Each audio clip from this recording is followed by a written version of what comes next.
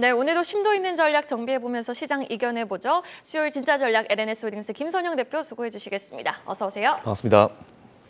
네, 지난주 수요일이었습니다. 미국의 4월 CPI가 작년 이후 약 8개월 만에 처음으로 둔화됐다라고 발표가 됐었는데 그 전날 우리 대표님이 출연을 하셔서 CPI 선행 지표들이 좀 둔화되는 모습을 근거로 인플레 좀 정점론을 말씀을 해주셨어요.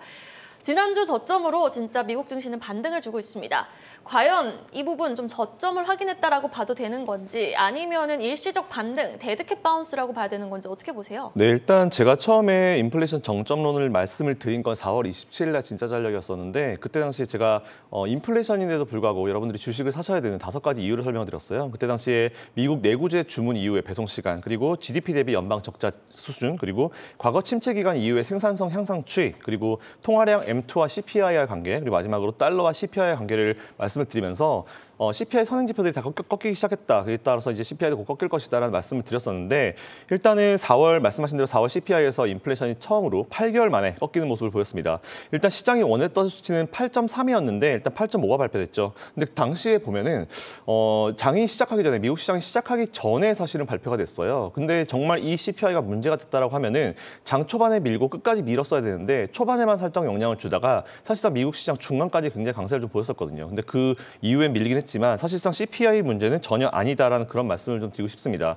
어쨌든 서로 좀 길었는데 이미 정점은 지난 4월 CPI에서 여러분들이 확인하셨다라는 말씀을 좀 드리고 싶고요. 아마 다음 달에 발표되는 이번 달 5월 CPI에서는 앞자리가 8자리가 아닌 7자리대를 여러분들이 보실 수 있지 않을까 생각하고 있습니다. 물론 연말까지 연준이 생각하는 그런 CPI 수준을 달성할지에 대해서는 저도 아직까지는 의문부를 달고 있는데 어쨌든 CPI는 정점을 지났다고 생각합니다. 그리고 S&P 기준으로 지난 목요일 날 보니까 저점이 거의 저 진바닥에 가깝다라는 그런 좀 생각을 가지고 있고요.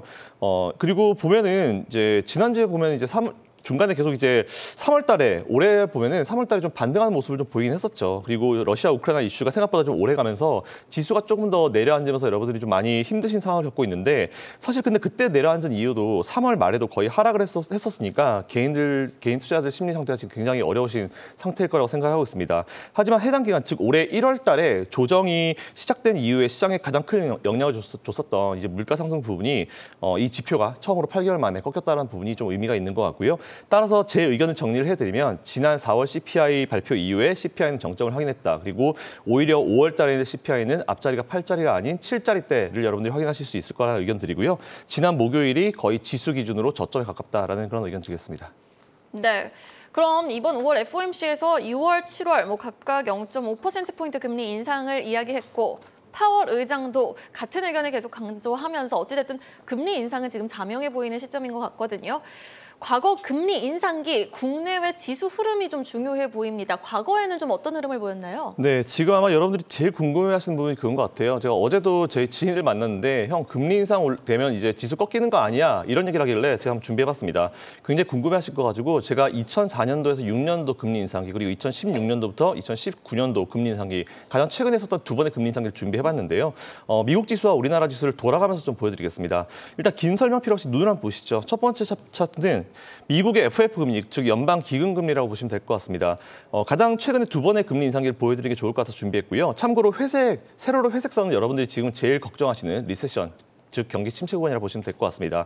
일단 A 구간을 보시면 2008년도 금융위기 직전의 금리 인상기입니다. 2004년부터 6년까지 미 연준은 기준금리를 1%대에서 5%대까지 정말 빠르게 올리게 되는데요. 사실 이때 당시에도 금리 인상 속도가 빠르다, 어쨌다 이런 말 굉장히 나왔습니다. 그래서 시장이 불안하다, 언제 꺾일지 모른다라고 했는데 거의 4년 동안 랠리가 나왔고요.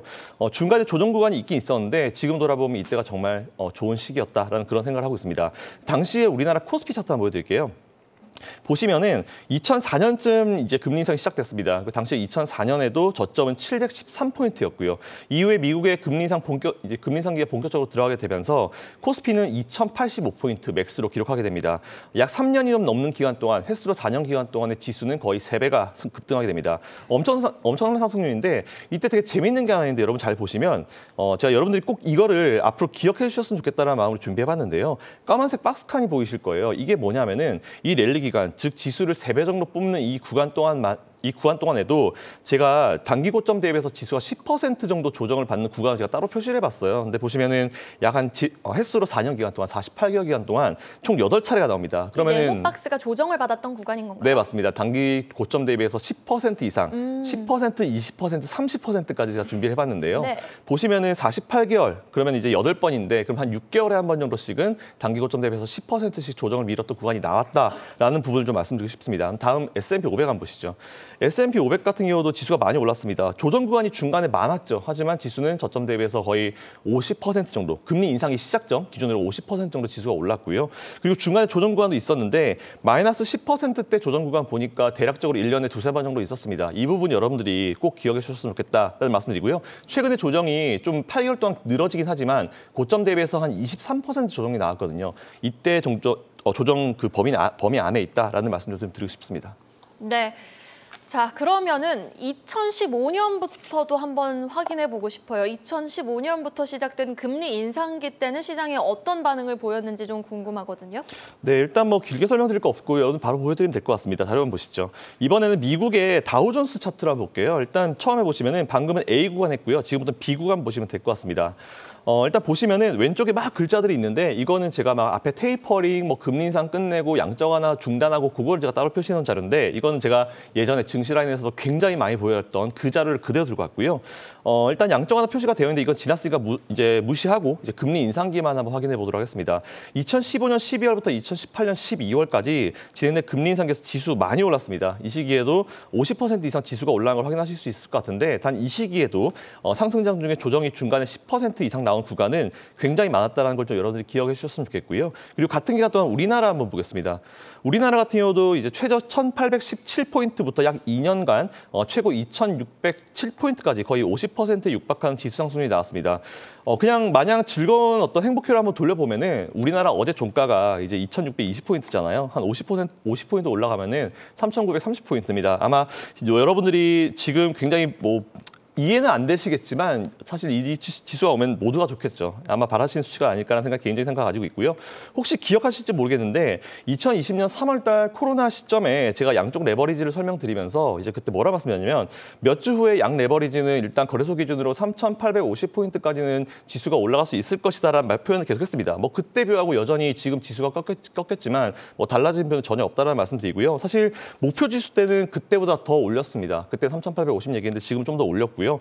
일단 앞의 내용을 정리를 해드리면 과거 금리 인상기에 우리나라든 미국이든 항상 지수는 상승해왔다라는 부분을 실제 가장 최근 두 번의 금리 인상기를 통해서 여러분들께 확인을 시켜드렸고요. 재밌는 거는 금리 인상기 이후에 리세션이 나왔다. 금리 인상기 거의 피크로 가는 시점, 이제 금리를 더 이상 올리기 부담스러운 그 시점 이후에 리세션이 나왔다는 건 앞에 차트로 그 회색 라인으로 보실 수 있었으니까 지금은 아직까지 리세션을 걱정할 부분은 아니다라는 말씀드리고요.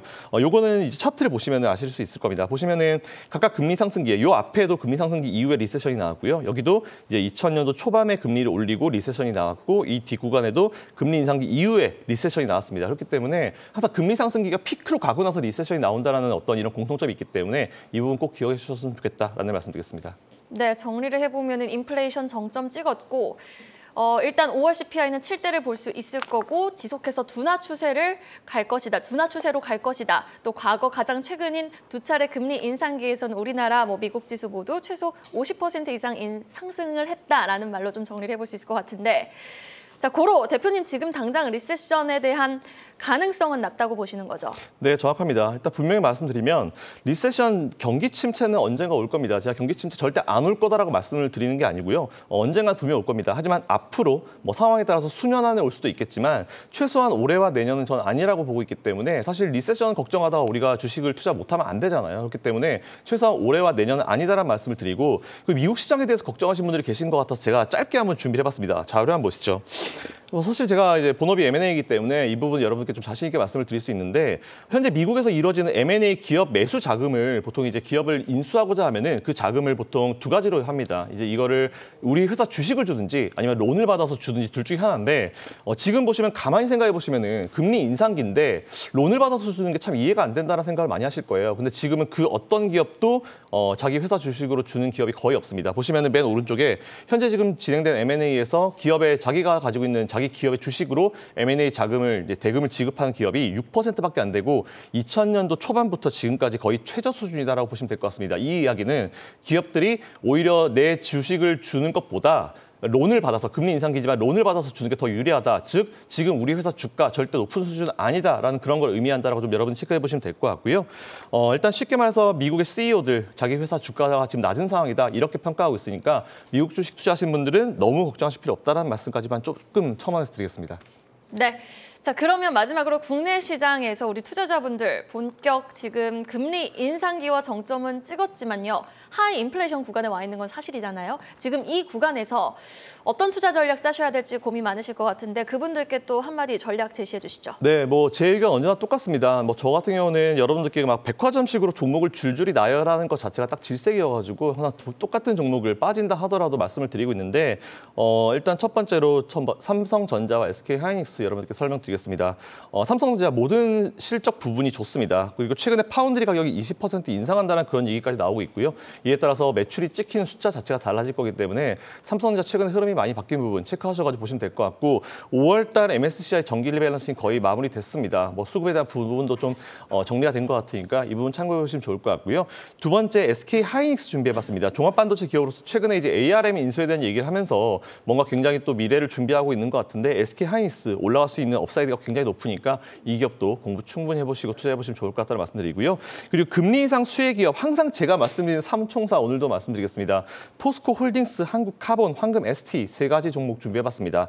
크기별로 기업 크기별로 준비해봤는데 일단 포스코 홀딩스는 항상 말씀드리지만 일단은 포스코가 지난번에 물적 분할을 했습니다. 근데 물적 분할을 한 철강 쪽을 담당하는 포스코가 상장하지 않겠다라고 포스코에서 얘기했기 때문에 이 약속만 지켜지게 되면은 포스코 홀딩스를 투자를 계속 이어가셔도 됩니다. 하지만 상장을 하게 되고 상장에 대한 어떤 얘기가 나오게 되면은 그때는 포스코 홀딩스 투자하시면 안 되기 때문에 이 부분 체크하셔가지고 상장만 안 되면은 괜찮구나 생각하시면 될 것 같습니다. 실적 저평가주 금리 인상 수혜주 모든 게 더 좋기 때문에 포스코 홀딩스 계속 한번 관심 가져보시면 좋을 것 같고 업사이드 본 기업도 굉장히 높다라는 말씀드리겠습니다. 한국카본 며칠 계속 강조 드렸습니다. 그리고 최근 정책 관련주도 설명도 드렸었는데 밀릴 때 오히려 한국카본도 지금 좀 여러분들이 투자를 이어가시면 좋을 것 같다라는 의견 드리고요. 그리고 금리 인상 수혜 마지막 황금 ST 여전히 신규 매수, 추가 매수 눌릴 때 매수 가는 의견 드리도록 하겠습니다. 그리고 리오프닝 관련 기업 여러 개 안 하고요. 딱 하나 대한항공 하나만 하겠습니다.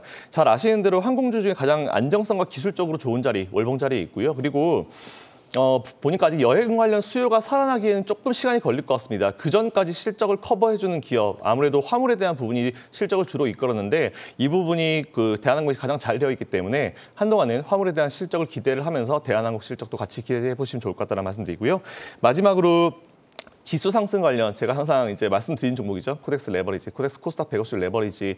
제가 설명드리고 나서 이제 이미 수익 중이신 분도 있으실 거고 뒤늦게 들어가신 분들은 손실 중이신 분도 있으실 건데 손실 중이셔서 상관없습니다. 여전히 신규 매수 추가 매수 가능 의견 드리고요. 코덱스 코스닥 150 레버리지도 마찬가지고 최근에 보면은 이제 수익권 들어가셨던 분들이 되게 많은 것 같아요. 그렇다 하더라도 아직은 낮은 수준이다라는 말씀드리고요. 끝으로 이제 제가 드리고 싶은 말씀이 하나 있는데 주식시장에서 여러분 잘 아시는 대로 돈 버는 사람은 2에서 3%밖에 안 된다라고 하죠. 그 얘기는 현재 지금 대부분의 사람 말보다는 2, 3%가 말하는 말이 맞다라는 걸 의미하고요. 그리고 대부분의 말하는 사람 대부분 현재 시장에 이제 돌아다니고 있는 대부분의 얘기들이 틀리다라는 걸 그런 의미를 가지고 있기도 합니다. 앞으로 언젠가 저 같은 사람들이 나와가지고 또 주식을 다 파시라라고 하는 그 시기가 또 언젠가 올 것 같은데 지금은 절대 아니라 말씀드리고요. 물론 수년 후의 얘기인데 그때 아마 여러분들이 다 고를 외치고 계실 겁니다. 어쨌든 여러분들 성공 투자하시길 바라고요. 오늘 제가 준비한 내용은 여기까지만 하겠습니다. 네, 수요일 진짜 전략 LNS홀딩스 김선영 대표였습니다. 오늘 말씀 고맙습니다, 대표님. 감사합니다.